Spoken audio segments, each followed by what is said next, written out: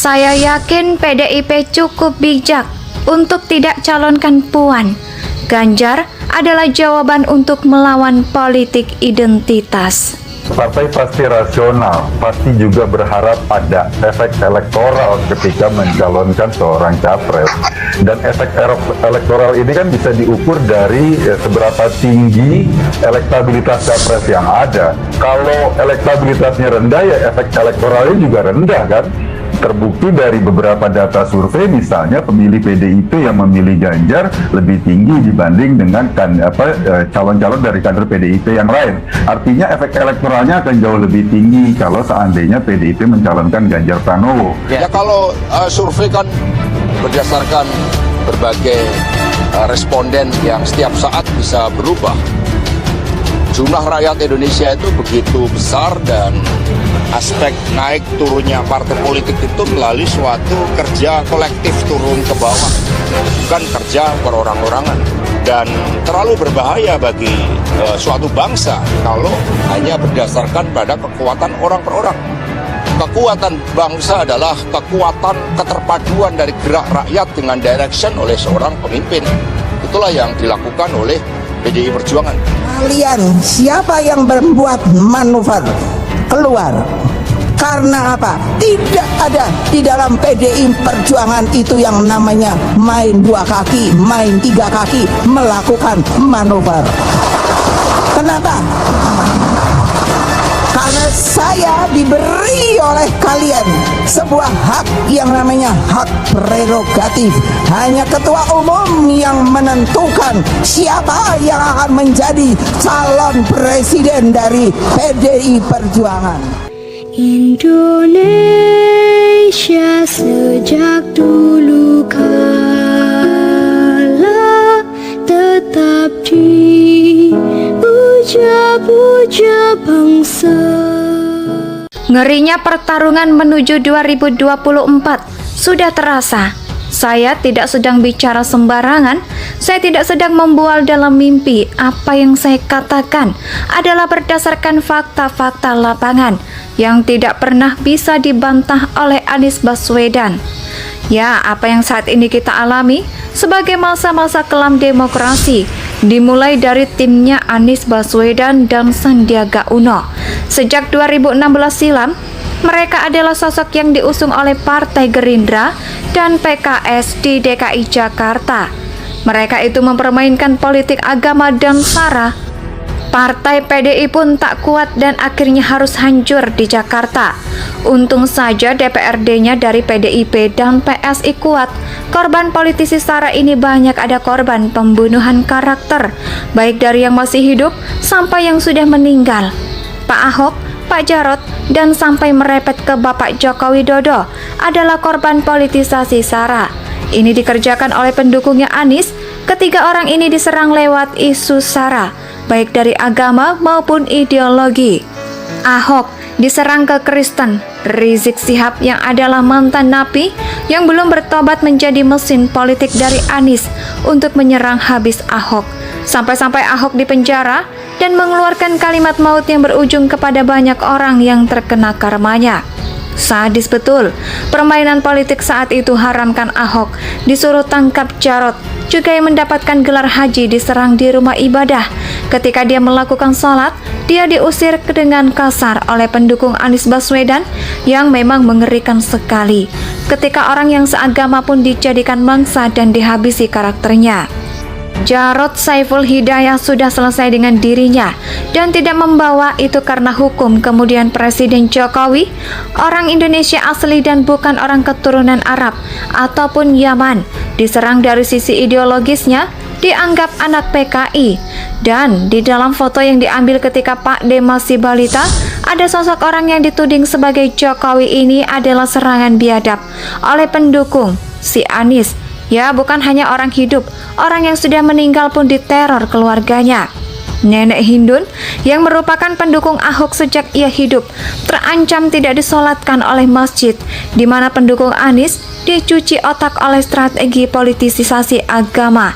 Selama itulah keluarganya merasa tertekan.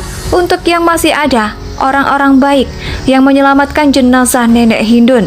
Selama ini kita mengetahui bahwa strategi macam ini dilakukan oleh pendukung Anies Baswedan secara langsung. Memang tidak pernah bermain-main di dalam pusaran radikalisme, terorisme, dan juga berkas hukum saya. Anies, ini dia pun banyak tangannya menghancurkan lawan politiknya dengan menghalalkan segala cara. Buat saya, orang ini adalah yang sangat berbahaya.